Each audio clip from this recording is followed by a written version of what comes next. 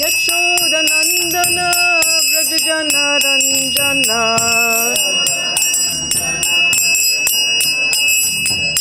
Jamuna Tira Banachari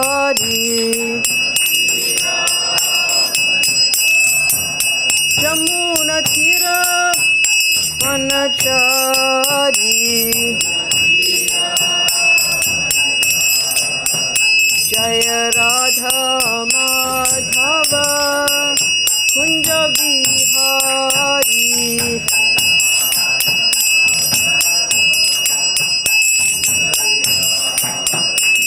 Jaya Radha Madhava Kunja Bihari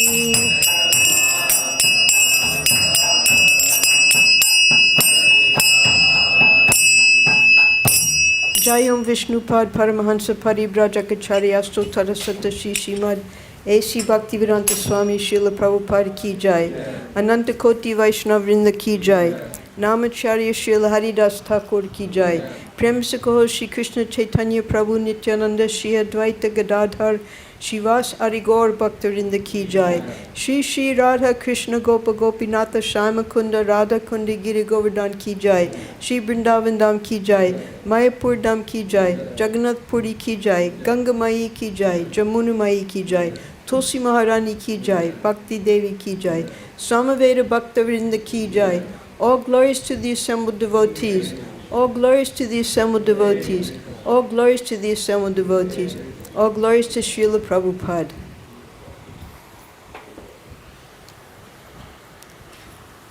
Today we're continuing the wonderful reading of Srila Prabhupada Lilamrita, Part 2, entitled Planting the Seed. Srila Prabhupada is still in the Bowery. The title of the chapter is On the Bowery. And he has now arranged through Carl Jurgens that his lawyer, his advocate, Stephen Goldsmith, is now writing up the corporation papers for the International Society for Krishna Consciousness. And Prabhupada is giving lectures Monday, Wednesday, and Friday on Bhagavad-Gita in the evenings from 8 o'clock to 10 o'clock. And every morning he's also giving classes. 3 or 4 people come. He is talking to a crowd who are deeply set in their hip life. He knows that they can't immediately give up taking drugs. And there they sit with their common law wives. Common law wives means girlfriend, live-in girlfriends. Their path is to play music, live with a woman, and meditate sometimes, and be free. After hearing his lecture, they'll stay up all night with their instruments, their women, their drugs, their interracial bohemian scene. Yet somehow, they are drawn to Swamiji. He's got the good vibrations of the kirtan, and they want to help him out. They're glad to help because he has no one else.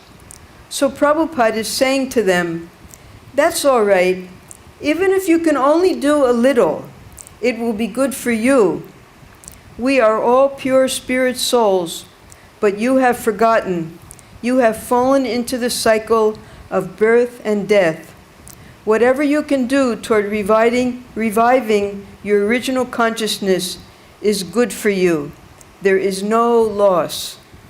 So fortunately, one of the members of the audience, when Prabhupada was speaking like this, became one of Prabhupada's first disciples, and that was Mukunda Das. He later became Mukunda Das Goswami. So he wrote a book just about these times, because he was one of the few disciples still remaining in ISKCON who met Prabhupada on the Bowery. He lived just 6 houses away from Prabhupada. So he even, after hearing Prabhupada, he would even make sure to get up in the morning and attend Prabhupada's morning classes, because he was getting very much influenced by Prabhupada and Prabhupada's lectures. So I've taken some excerpts out of this book, Miracle on Second Avenue, so that we can understand the transformation of one of Prabhupada's disciples, Mukunda Das, and how to this day he's still practicing Krishna consciousness. He's over 80 years old. He's now a guru. He lives in our farm at Murwillumbah, that's in northeast Australia, although he's American. And he's still constantly preaching. He was our Minister of Communications for so many years for ISKCON. And this is the effect of simply hearing. Even though he was unable to follow the four regulative principles at this time, it had an effect on his consciousness. And this is what he has to say. The books didn't suggest that I should abandon or change my present lifestyle. ये कम कर दीजिए एक number पर, ठीक है?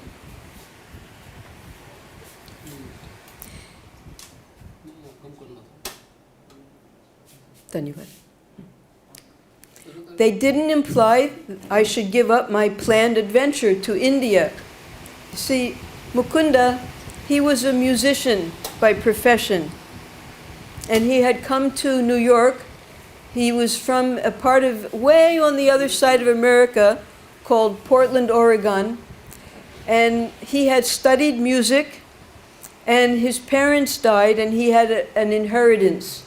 So he thought, now I can go to the big city, New York, and I can become a professional musician. He had a girlfriend, Jan. Jan later became Prabhupada's first female disciple, Janaki. And they lived on the Bowery because that's where the young musicians and artists lived, in these huge lofts, AIR, Artist in Resident Lofts. So when he came to New York, he realized that New York is not the dream that he thought it was. It happens many times when people go to America. They hear so much about America, and then when they get there, they find out, well, this American dream is a nightmare. So he got to New York, and he found a job, and all the jobs were just commercially playing in nightclubs. He couldn't express his musical talent. He just had to play what the people wanted to dance and hear to. So he was getting disillusioned also by his life in New York City. He wanted to go to India, and he wanted to learn how to play the flute. Although he was a musician, he played the piano, he could play so many musical instruments. He gave Prabhupada the first tambura that he had gotten. He gave it to Prabhupada as a gift, and he would play it during the kirtans. So he told Prabhupada that, I think I want to go to India and learn how to play flute. And Prabhupada just looked at him very sternly, and he said, the flute players in India sometimes spit blood because they have to play so hard, all the different ragas, and they spit blood. So then Mukunda, he had second thoughts about whether he wanted to learn how to play the flute in India or not. So here's what he said. They didn't have to imply that I should give up my planned adventure to India or my musical career. What they did do was inspire me to think beyond the cynicism and skepticism that usually colored my spiritual pursuits. Now, cynicism and skepticism, even Krishna says in Bhagavad-Gita that you can never make spiritual advancement if you doubt, if you have samshaya. You have to, the first principle in spiritual life is Shraddha. You have to have some faith that this process will work. But because in America, he was born in a Jewish family, he had tried out Judaism, and he found that the people were hypocritical. He had tried Christianity. He had tried different swamis all over New York City. He couldn't find anyone who he felt was actually living a pure spiritual life until he met Srila Prabhupada. And he saw this man is living in complete poverty. He uses a trunk as his desk. He said the other swamis, they have these very fancy uptown apartments and studios, and their followers sit in big armchairs like I'm sitting in, because I'm also a fake. And they smoke on their pipes, and the gurus don't give them any rules and regulations. But Prabhupada wasn't like that. So he was impressed. So he says, my thinking changed almost imperceptibly, and with it my personal practices. I began to lose my zest, that means my enthusiasm, for what I used to enjoy. The good things in life, like music, wealth, fame, sex, food. So these are the things that usually people like to enjoy. But he was losing a taste for these things because Prabhupada was giving him a higher taste. I gave up my agnosticism. Agnosticism means that we don't know if there's a God or not. They don't acknowledge that, they say he may exist, but we don't have any proof. And began to think that God did exist. And maybe he was Krishna, because for the first time ever, someone is coming and talking about this beautiful young boy who plays a flute, who plays with the cows and the gopis. This is very attractive life compared to life in America. I became a committed vegetarian. That's another wonderful thing, because we heard that there was only one vegetarian restaurant in all of New York, and all they served was rice and beans and zucchini with the little sesame seeds on top. They thought that was being vegetarian until Prabhupada came along and began to bathe every morning. Now that's another very special thing because America's a cold country. Maybe once a week. If you're lucky, once a week you'll bathe after the end of the week before you start, because there's Bhoga Tyag. All week long you have to work hard, that's the Tyaga. And then Friday night you take your shower, and then Bhoga, all weekend long. Then you have to go back to work on Monday. So normally people would bathe once a week in America. So now he was bathing every morning by Prabhupada's example and coming to his classes. Since Prabhupada's books, said cleanliness was part of being in the mode of goodness. So this was very imperceptibly, even he couldn't understand all these changes that were overcoming him just by Prabhupada and Prabhupada's books. I read on, and the more I read, the more I wanted to read. I took the book everywhere with me. So he had started on part 1, he started reading, and he took the book wherever he went. When he was going to work on the subway, and he'd had to take a boat, a subway and then a boat to where he was playing in the nightclub in Staten Island. I took the book everywhere with me and read it whenever I got a spare minute, on the bus, or waiting for friends, or standing in line at Safeway. Now, Safeway is a huge department store. You can get everything there. You just walk in, whatever you want. And you have to check out at the end. And you have to wait in line, sometimes half an hour, before you can check out. So he would read the book while he was standing in line at the department store. When I finished the first volume, I immediately opened the second one, because the book seemed to be answering many complex questions about life, the universe, and our place in it. If any of you if you remember the first time that you've touched the Srimad Bhagavatam, and you open it up, there's a very, very detailed table of contents. It's not just chapter 1, chapter 2. Prabhupada goes into each chapter what the subject matters are, what the topics are. You can just read the table of contents and you get an education. So this is what he was experiencing. These books had knowledge that he never had access to before. And he was a graduate, but still, first time for him.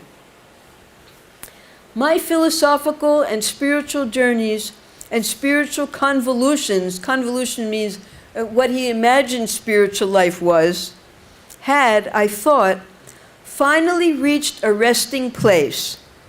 Maybe the Swami was the teacher I had sought for so long.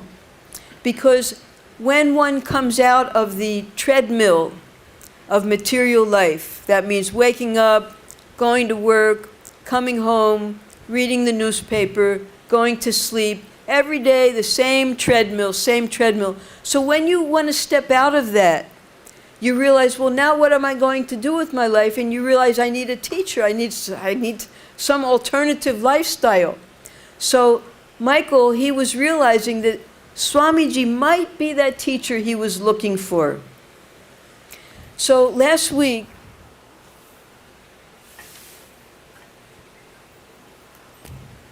we heard about Prabhupada's first love feast.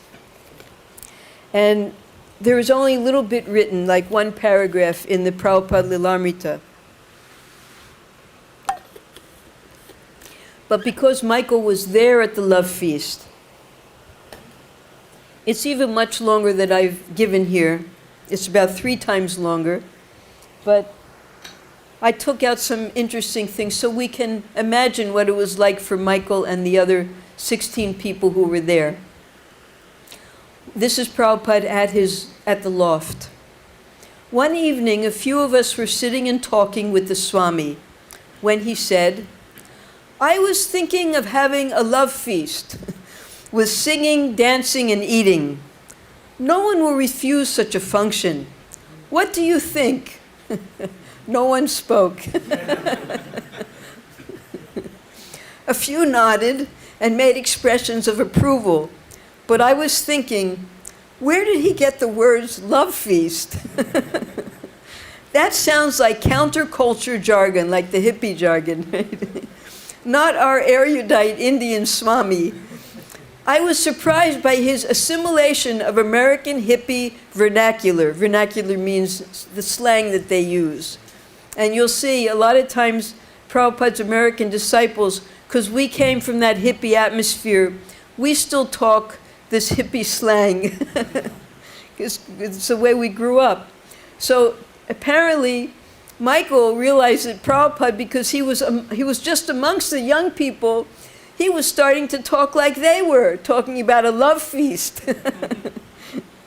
A couple of nights later, at the end of the evening chanting, he made his announcement. So, on Sunday afternoon, we will be having a love feast here. You please all come. As he spoke, I looked around the dismal loft. The loft was completely empty. And failed to imagine how any kind of festive atmosphere could be achieved in such a place. So this is when they came, the brave ones who wanted to see what a love feast was. The smells coming from the pots were intriguing. I edged over to the table to see what the food looked like. The pots were full of various vegetable and bean dishes, a dark brown chickpea stew, creamed spinach with pieces of milk curd, yellow rice studded with peas, and an eggplant and tomato curry with chunks of fried golden potato. On a tray to my left were pastry fritters, that was poppers probably, accompanied by a dish of rich-looking tamarind chutney. Beside it were a tray of pale brown sweets and a deep bowl of creamy dessert with strands of saffron floating in it.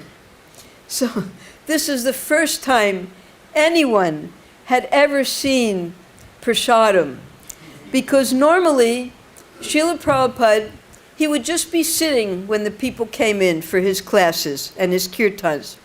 For half an hour, he would have a kirtan, and then he would speak for 1 hour, and then he would have another kirtan.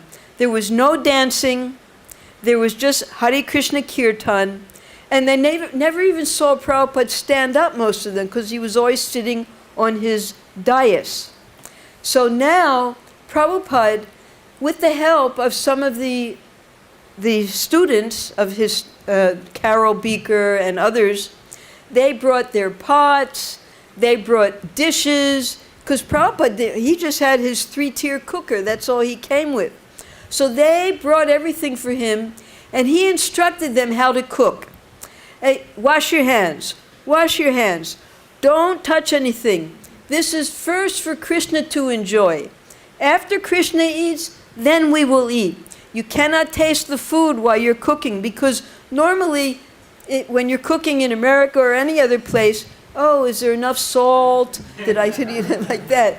So, but no, Prabhupada, he was training them, you can't do that. First, Krishna will enjoy this. So they brought all their pots and everything for that day, and 16 people came. The Swami cooked everything himself, Carol said, and I helped him, Carol added. Carol was Carl's brother's girlfriend. I loaned him some of our pots because he doesn't have a lot of stuff himself. It's really amazing watching him cook. He doesn't taste anything at all when he's cooking because he says the food has to be offered to Krishna first. He told me that everything should be cooked with love. With love? That's what he said. Like if you love your boyfriend or girlfriend or your child and you cook with care, thinking about pleasing them, your cooking will be full of love. So one thing about this is, sometimes when we're cooking, for instance, when I used to cook for Prabhupada, we would have to make everything we'd have to make fresh for Prabhupada. And in the afternoon, when he would have his breakfast, he would have every day the same thing. He would have chira, soaked in hot milk, fruits. He would have urad dal wada and fresh coconut chutney. We would have to grind the coconut. And afternoon, rice dal chapati, sabjis, so many different types of sabjis. And then Prabhupada would take a little rest in the afternoon, and when he would wake up, we would have to make him fruit juice. So the servant came in one day, and he said to me, before you give Prabhupada the fruit juice, you have to taste it, because sometimes the fruits are bitter. So I had to take a spoon, go outside of the kitchen, and taste it first to see if it was bitter or not. So sometimes we have to use our common sense. Like for instance, when we're cutting cucumbers. Sometimes the cucumbers are bitter. One bitter cucumber can ruin the entire preparation. So you can cut off one tiny little piece, go outside of the kitchen and taste it, because you don't want to offer something bitter to Krishna or to Prabhupada. So common sense also has to be there as well. So Prabhupada was speaking in terms that they understood. That if you love your boyfriend or your girlfriend, nobody had children because none of them were married. So, but he gave that as an example, that you cook with love and care. So that's how we cook for Krishna. So I guess he cooks thinking about Krishna, almost like a meditation. And that's exactly what cooking is. It's a meditation. He's really focused, you know.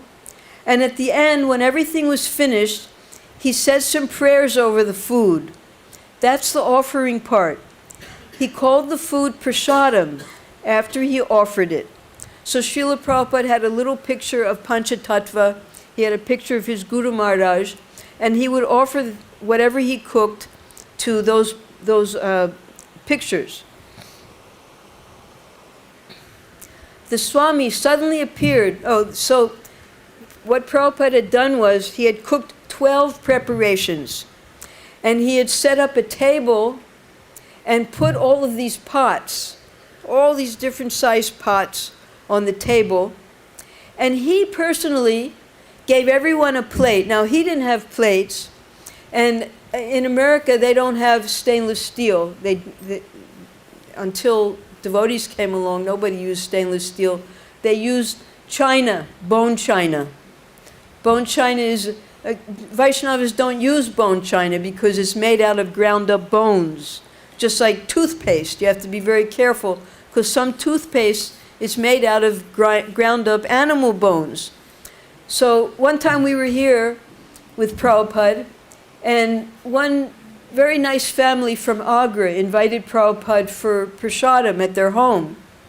And Prabhupada, he would be happy to go for programs because then he would be able to lecture and the devotees would be able to make life members. But they said to him, before they invited him, they said, but we have porcelain plates, that's the china plates. And Prabhupada refused to go. He wouldn't eat off of china. But here in America, just as we heard when Prabhupada was in Butler, Pennsylvania, he had to cook in a place where in the same refrigerator, they were keeping meat. Not only meat for themselves, but they were keeping animal cat food to feed their cats, all in the same refrigerator. So Prabhupada, he just had to tolerate these things because it was Mlechadesh. What could you do? He came with the mission.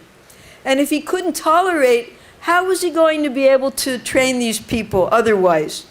So that's all the people had. They had china dishes. So he tolerated and he gave everybody a plate. And he personally served out the prasadam to each and every person. Rather than leaving it up to us to help ourselves to what we wanted, he served us each preparation. Throughout the evening, he moved energetically around the room with the pot under his left arm and a serving spoon in his right hand. So he was doing everything Vedically. Of course, the people were, maybe they were sitting, maybe they were standing, but Prabhupada made sure to serve everybody. One time, Radha Govinda Maharaj, when he first went to the Western countries and he saw how they eat, because they don't know the Vedic system, they don't sit down in a row and then the servers come, just like what we have in our temples. They have buffet system. Buffet means you go, there's the big table, and you go and look and see what's in every pot, and you serve yourself. It doesn't matter if your hands are dirty or clean, you just, whatever you want, you take. So Radha Govinda Maharaj, he said, it's not buffet system, it's buffalo system.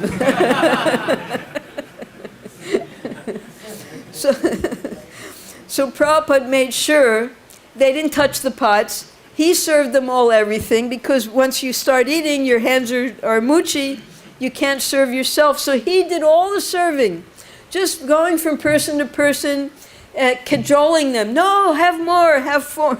He says here, take, he said, grinning and piling more and more portions onto our plates without waiting for us to say yes. You'll like it, you will. I cautiously tried 2 bites of the chickpea stew when all of a sudden he was in front of me with another ladle full. Take more, he insisted. So this is a real love feast. You love Krishna, and you love to serve Krishna, and you love to serve out prasadam to all the guests. That's love. Now they knew what a love feast is. Nobody refused. Karo looked up and nodded his head each time, mumbling through mouthfuls of food. Okay. You like, the Swami asked me? I could only nod, chewing and swallowing. The whole event seemed to mean a great deal to the Swami, and I didn't know why. I wasn't sure where any of this was going to lead. Well, here's where it led to. Feeding millions and millions of people all over the world. So this was the seed. That's why this book is called Planting the Seed. This is when Prabhupada planted the seeds of all of his future accomplishments and successes internationally. So this is where it led. For instance, we have here, now we have the trouble in Bangladesh. So in 1971, when there was the Bangladeshi war, millions I think about 2 million Bangladeshi Hindus crossed the Ganges River and took shelter of India. They allowed it then because the people were just getting killed by the millions in Bangladesh at the time. So there were all these Bangladeshi refugees just in Mayapur, because it's right across the river. So who was going to feed these poor people? They ran for their lives with nothing. So the devotees who had just set up the Mayapur festival, the Mayapur project, there weren't even any buildings yet. They were just starting to grow the crops and things and get some, plow the fields. They got food surpluses from the American embassies, and they fed thousands and thousands of people every day. They were able to get donations from our temples, and this is what happened. The first love feast, and then now whenever there's a calamity, whenever there's a war, whenever there's, just like at our temple, you hear every morning, up to 30,000 people receive prasadam every day. And it's indiscriminate. It can be poor people, it can be rich people, it can be beggars, it doesn't matter. Everyone needs prasadam. And that's because this prasadam is Krishna's mercy. And it's with this prasadam that we build our spiritual body that's going to serve Krishna in the spiritual world. So he said, I wasn't sure where any of this was going to lead. Well, that's where it leads. It takes you back to the spiritual world by eating Krishna prasadam. And Prabhupada did it everywhere. Africa, all the people in the slums that had been pushed there by the white people, they would go in and feed the people. Everywhere in the world, Prabhupada was distributing prasadam. What follows a love feast? At least there was no dancing, thank God. So Prabhupada had not yet introduced dancing. Everything very gradually. Okay, we had heard that Prabhupada had plans. He wasn't going to get any financial assistance.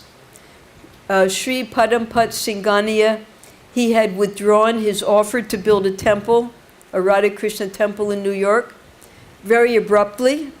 First he was saying, I'm going to send my own men, it has to be by Vedic standards. And then suddenly he changed his mind and had his secretary write to Prabhupada that Padampaji is not interested anymore. Then Prabhupada was trying his godbrothers. First Ban Maharaj, then Tirtha Maharaj, Govinda Maharaj. Nobody was coming through. So now Prabhupada tried another plan. The other plan was the disciples of his godbrothers. Maybe they would be interested because some of them were learned in English. They were scholarly. So he, one of them, named Mangala Niloy, he was communicating, corresponding with Prabhupada, that yes, I'm willing to come. And Prabhupada needed a mridanga player. Yes, I can find a mridanga player for you. So not only did Prabhupada need men, but he needed mridangas, because he only brought with him kartals. So he needed mridangas, 10 mridangas, 100 kartals, and he needed whoever would be willing to come. So he wrote to Sumati Morarji, his old friend, who Prabhupada called, Prabhupada is our father, so Prabhupada called Sumati Morarji the mother of ISKCON, because she helped Prabhupada so much. So he wrote to her that I want to bring some men to start a Sankirtan party here, and I need our musical instruments and more books. Can you send these things for free on your ship? And she wrote back, yes. Yes, I can help you. You have to contact my agent in Calcutta. His name is Sri I.N. Wankawala. Sindhi Steam Navigation Company Limited, Central Bank Buildings, Netaji Subhash Road, Calcutta. Dear Mr. Wankawala, please accept my greetings. Since I have left India, I did not hear from you, And I hope everything is well with you, because Prabhupada had met him when he was leaving from Calcutta. My preaching work is going on nicely. The Americans are taking interest in the matter of Bhakti cult of Sankirtan movement. I am holding classes of Sankirtan and discourses on the Bhagavad-Gita and Srimad Bhagavatam, and I am very glad to inform you that they are chanting the holy name of God, Hare Krishna, Krishna Krishna, Hare Hare, with great devotion. There is some attempt for opening one Radha Krishna temple in New York, and Sir Padampat Singhani of Kanpur has promised to build up the temple. I am trying for the Indian exchange sanction, and if it is sanctioned, I hope one temple of Sri Sri Radha Krishna will be first built in New York. I am also trying for the temple, otherwise if the exchange is not sanctioned. So that meant that Prabhupada, he was corresponding with the RBI. He was trying to get people to go see Dr. Radha Krishna, the president of India at that time. So even if Mr. Singhania was not willing, he made an arrangement with the Christian Salvation Army that he would, the Salvation Army is also here in India. They're the ones who convert the poor people into Christians. So they need money in India. So Prabhupada's idea was, we will give you rupees in India, and you give me dollars in America. So they thought that was a good exchange, because it was also difficult for them, you know, NGOs and all of the FCRA and FERA, all these sanctions. India was very careful never to let money out of India. And even to get money into India, you had to have permission. Just like they wouldn't let the people come out of India. You had to get 4 different types of permission just to leave the country. You couldn't just buy a ticket. You had to get permission from the government to leave the country. So, Prabhupada is trying so many different ways, because he knows he has supporters in India, but he just can't get anything out of India.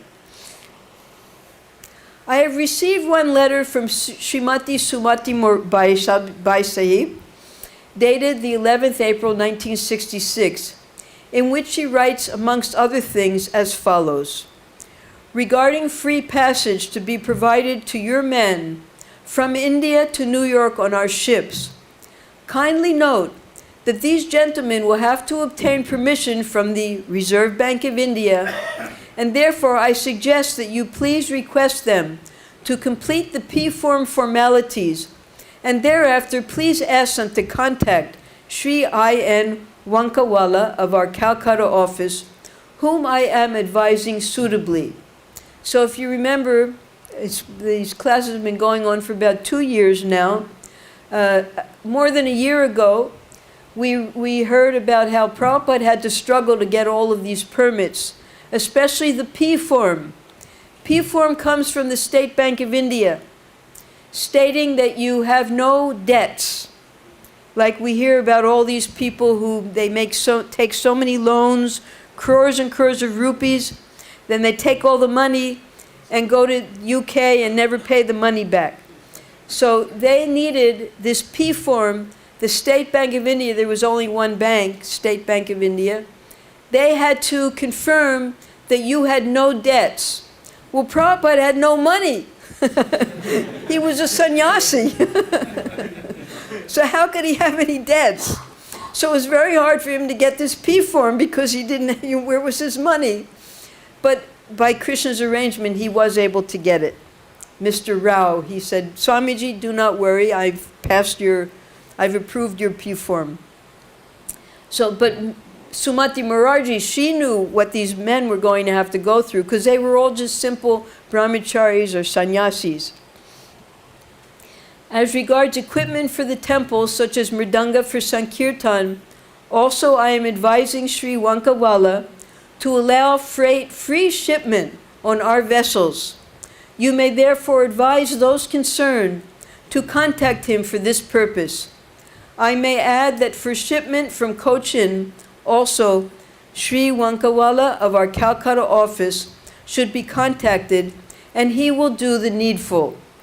So when Prabhupada, although he boarded, the ship started its journey in Calcutta, and it's just coming up on August 13th, the day that Prabhupada left, Friday the 13th. So he boarded in Calcutta, but the merchandise that had to get loaded onto the ship was loaded in Cochin. So it was like a 9-day trip, coming from Calcutta, then going to Colombo, and then coming around India, and finally reaching Cochin. On Janmashtami, they reached Cochin, but they weren't allowed to get into the port because it was so busy. So they celebrated Janmashtami in the Arabian Sea, about 4 miles outside of the port. They had to wait. So then finally, when they came into the port at Cochin, Prabhupada was able to see them loading 5 big containers of Prabhupada's books. He brought 200 sets of books with him. That was 600 books. And he saw them put that on the boat. So though the passengers there wouldn't be many passengers, the crew, the captain and the crew, they would get on at Calcutta, and everything, the cargo, would be loaded at Cochin.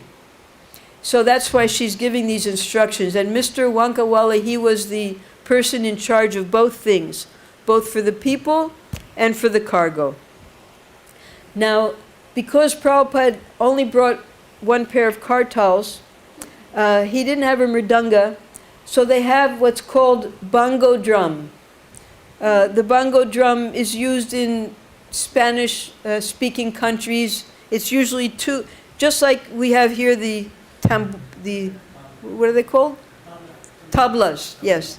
The 2-headed, 2 different drums. So that's what they have there. Of course, with the mridanga, you have the 2 heads on either side.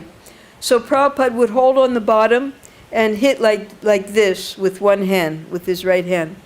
And then the people, his students, they would get these little finger cymbals, which were tiny little kartals that you tie onto your fingers with elastic, and you play like that. So that was how Prabhupada was having them accompany them. And today we had a class by Gargamuni, and Gargamuni, he explained that because Prabhupada called Gargamuni, his nickname was Gargamani, because he knew how to make money for Prabhupada. And he was the official treasurer of ISKCON when ISKCON was started. And Prabhupada taught him how to do accounting. So Gargamuni, he would buy these little finger cymbals for $2. And when the people would come into the temple, when they got 22nd Avenue, he would sell them for $7. And they would buy them. So that was how he was able to get donations for Prabhupada. This is a picture of Prabhupada because when Prabhupada made his first world headquarters, this was like maybe the 3rd temple that Prabhupada made. First was New York. No, it was more than that. Then was San Francisco. Then was Montreal. And then he sent devotees from San Francisco. This is in California. San Francisco, and then to the south is Los Angeles. So Prabhupada decided to make Los Angeles his world center. And he started training the devotees there. They would, from all over, maybe there were 15 temples in the world at that time. The presidents would come and they would learn how to be temple presidents. The cooks would come and learn how to cook. The pujaris would come and learn how to do the deity worship. And Prabhupada, because no one, Prabhupada was gradually teaching the devotees how to play mridanga. He would give them classes. But Prabhupada was making recordings of the bhajans. And because no one knew how to play the mridanga properly, first Prabhupada would sing the bhajans and play the kartals. And then he has these earphones on because he's listening to his own singing, and then he would play the mridanga to accompany it on another track. So that when you hear these vintage series of bhajans by Prabhupada, Prabhupada's both singing, playing the kartals, and also playing the mridanga as well. I hope you have duly received instruction from your Bombay office regarding the instructions of Bhai Sahib. And I am arranging my men, Sankirtan party. Of course, Prabhupada, Prabhupada, in his mind, everything would already be there. There would be temples, there would be devotees, there would be prasadam. But he was a one-man show, one-man army. He did everything alone. So he's talking about his men on the Sankirtan party. He had no men. But he wanted to bring them. Nobody came, by the way. To come here by the end of July with mridanga, etc., for advancing the missionary work here. Some of my goods are lying in Delhi, and I wish to get them here as Prabhupada's books. Please let me know where the goods should be sent, either to Cochin or to Calcutta. Of course, from Delhi, Calcutta is nearer than Cochin. Kindly therefore reply this letter per return of post, and I will do the needful regarding the above. By the by, I may inquire if you are reading my book, Srimad Bhagavatam, and shall be glad to hear from you about your reaction. So, when Prabhupada first made contact with Sumati Morarji, and he had to prepare for his trip by getting his passport, his visa, his P-form, all of his credentials, Sumati Morarji gave him permission to stay in the Scindia colony, which was in Andheri in Bombay. Andheri is just near Juhu. So he was staying with all of the staff of the Scindia Steamship Company. And the staff, he would hold kirtans and classes for the staff. So he knew all of the staff members, and they would buy Prabhupada's books. They were like a set of 3 books for 16 rupees. So he had given them a set to Mr. Wankanwala. And he's asking, hope you are well and awaiting your early reply. Yours sincerely, A.C. Bhaktivedanta Swami.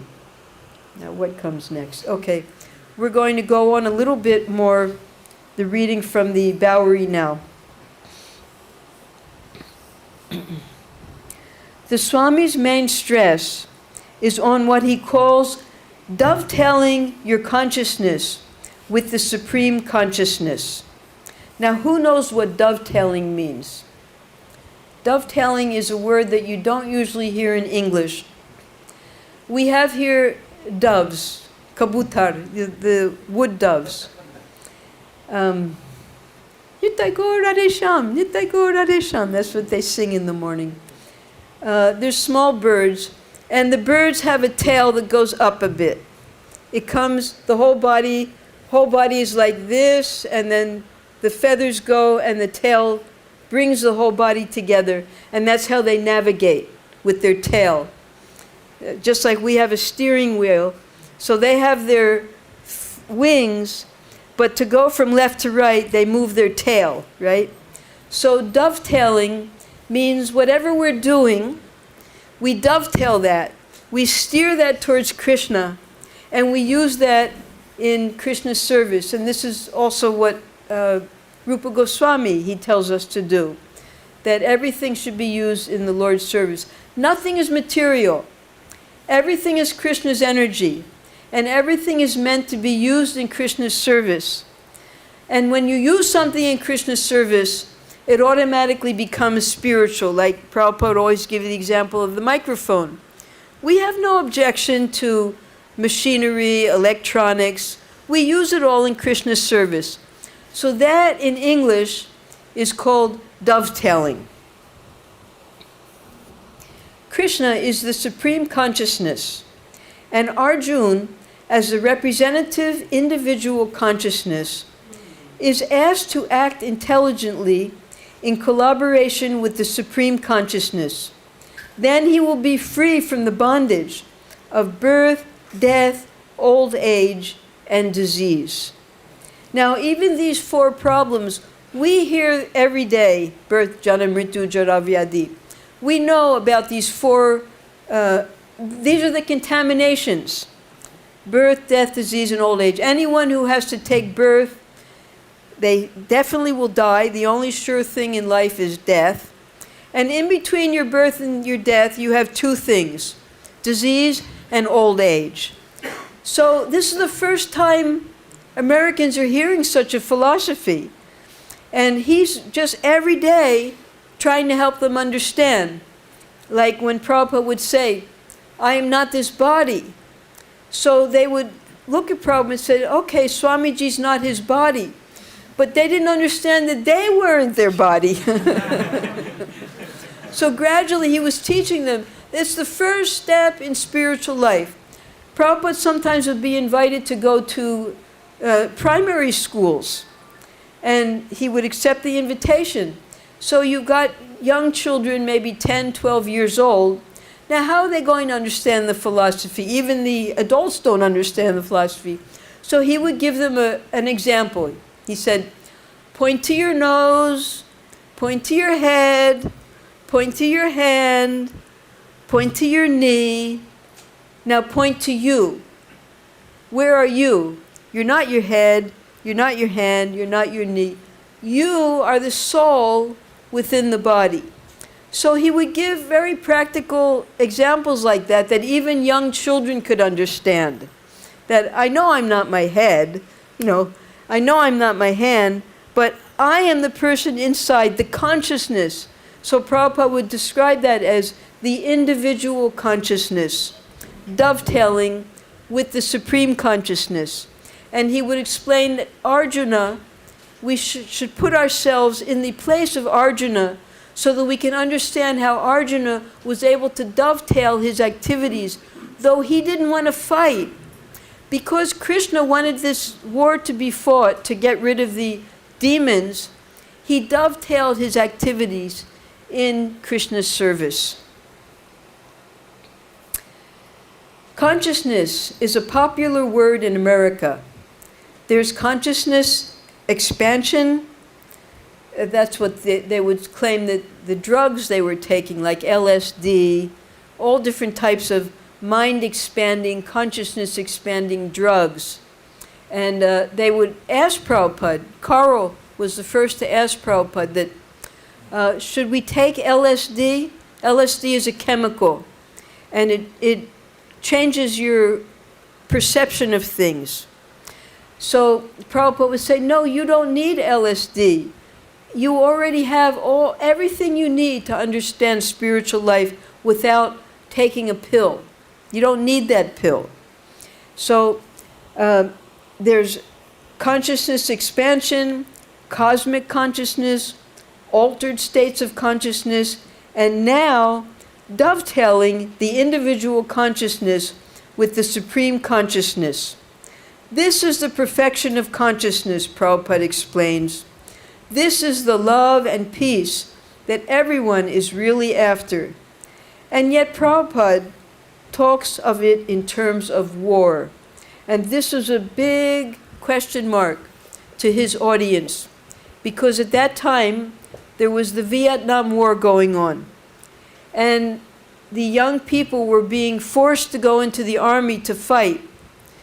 Thousands upon thousands of young men were getting killed for no reason in a foreign land, in Vietnam, because they were trying to become communists. So the people, the young people, would hold huge rallies and protests that stopped the war in Vietnam. And the young men would try to avoid the draft. For instance, Jayapataka, when he was a young man, in order to avoid getting forced to go to Vietnam, he went to Canada. And from Canada, he came here to India. And in that way, he didn't have to get put into the army. Many of the young men, in the very beginning, in order to avoid getting killed in Vietnam, they would come to India because they were safe here. The American government couldn't get a hold of them here in India. Now later, this is 1966, in June, we're still in June, in November of 1966, because Prabhupada had ISKCON incorporated in July, just 1 month, 2 weeks after this. And then in November, he was able to get tax exemption as a religious society, which is, it's 80G, like what we have in this country, 80G. That you can be a society, you can be an organization, but until you get the 80G, which means you're charitable, you're not considered genuine. So in November, Prabhupada got what the equivalent is of 80G. He got tax exemption in America.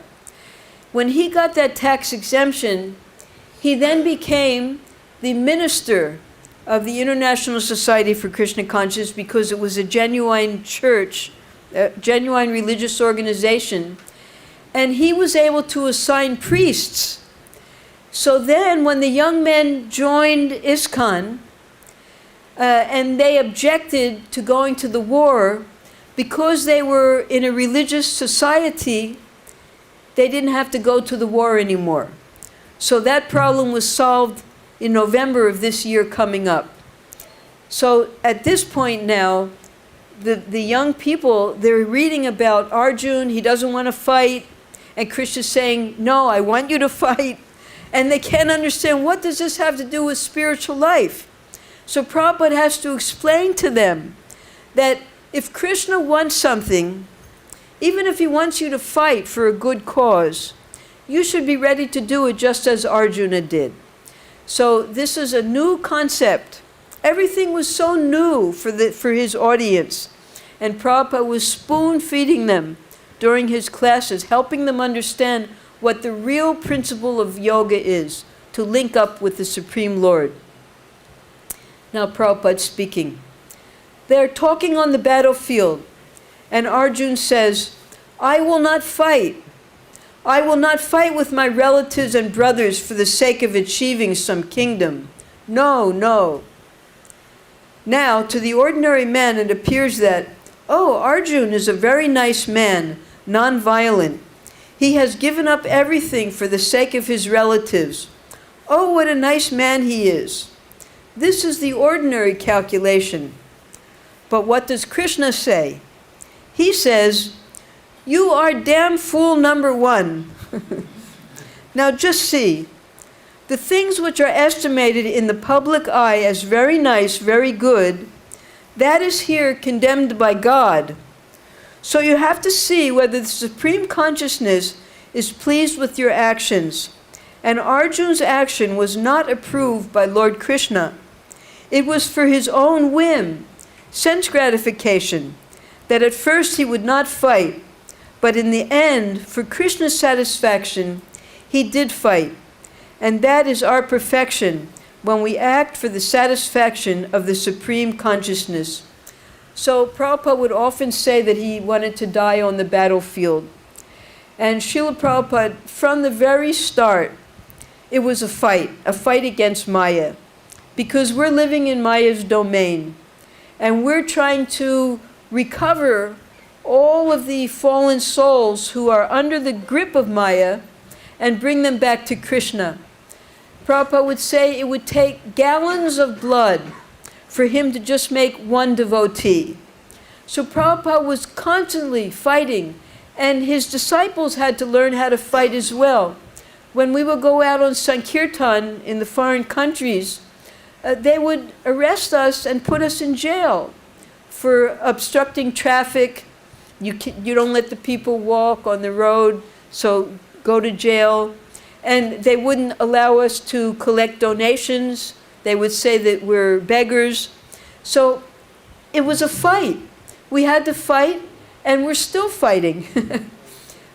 Just as when Prabhupada wanted to open the Juhu temple. Now, in Juhu, everyone was Hindu. They all knew who Krishna was. And the municipality said that this chanting of Hare Krishna is just a nuisance. And Prabhupada was furious. And he had to get all types of people to confirm that this chanting of Hare Krishna is actually the medicine for all the suffering in this world. And he would have newspaper articles, great, so much endeavor Prabhupada would make. And in America, they were going to completely shut down the Hare Krishna movement, saying that the Hare Krishnas were getting brainwashed. They were forced to get up at 4 in the morning. They were suffering from sleep deprivation. They couldn't think straight. They got this Swami came and put this philosophy in their head. They gave up their parents. The parents are crying. We have to kick this Hare Krishna out of America. And the devotees, they had to fight in the courts, in the high courts, up to the Supreme Court, to prove that this is a genuine religion, 5,000 years old. We have the Vedic scriptures. We have hundreds and millions of people in India following this religion. So all along, it's a fight. So this is why Prabhupada was called the Senapati, the general. The prediction was there. Bhaktivinoda Thakur predicted there would be a great Senapati who would carry Lord Chaitanya's mission and his name all over the world. And we know who that Senapati was. So Prabhupada was fighting. When Prabhupada was here at the very end of his days, he was just on the other side of this wall. See this door here? This door goes into Prabhupada's upstairs room. There's a veranda, and then he has a room where he would stay at night. And he was sitting there, and he was saying, I'm just rotting here in Vrindavan. He couldn't walk. He had to be carried everywhere. He hadn't eaten for 6 months. He said, take me out, I want to go preach. So they got Prabhupada's car. They put a mattress on the back seat. He lied down in the car. And he flew to London so that all the devotees from all over Europe could come and meet Prabhupada and see him for the last time. Then he got too sick and had to come back. So up to Prabhupada's last breath, Prabhupada was fighting, just as Krishna told Arjuna to fight. Okay, we're over time tonight. Thank you very much. Hare Krishna. Jai.